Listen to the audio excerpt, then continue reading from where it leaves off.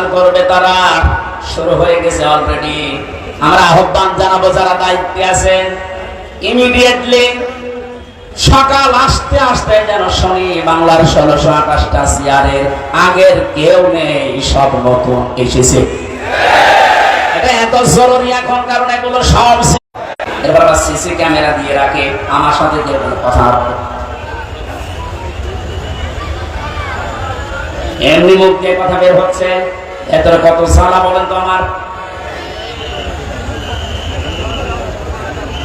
আমি আহ্বান জানাবো 1,10,000-এর উপরে এখনো পর্যন্ত বাংলার বিভিন্ন কারাগারে মানুষ বন্দী আছে।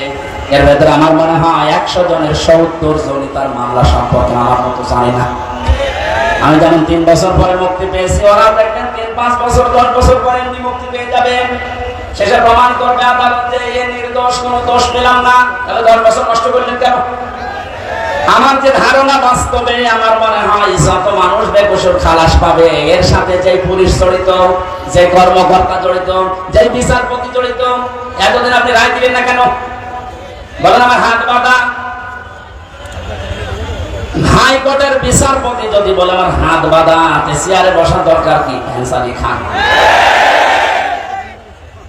যেহেতু 1628 জনের মাত্র একটা হাত খোলা ছিল, বাকি সব বাঁধা ছিল।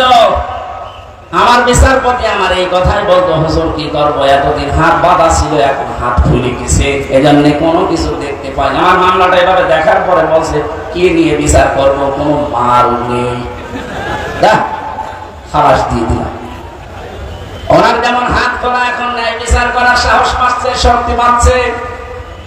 সারা দেশে যত চেয়ার আছে, কারো হাত আমরা বাধা দেখতে চাই না, সব খোলা দেখতে চাই। কালকে আমার রাতে ছিল চৌগাছা, ওসি সাহেব এসে আমার সাথে খাবার খাবে বলে আকাঙ্ক্ষা পেশ করেছে, আমি খাবার খাবো। দেখা করার পরে বলছে, হুজুর আমি আপনাকে এই থানায় এই কয়েক বছর আসতে দেয়নি, আমার মাফ করে দেন। আমার কিছু করার নেই, আমার হাত বাঁধা ছিল।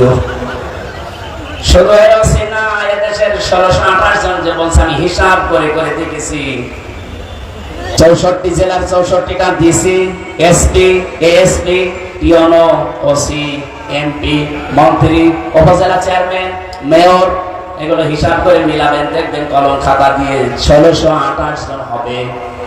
এই মানুষগুলো এখন সব যে হাত খোলা, আমরা চাইছি এদের হাত কিয়ামতের আগে যেন আর কেউ বেঁধে দিতে না পারে।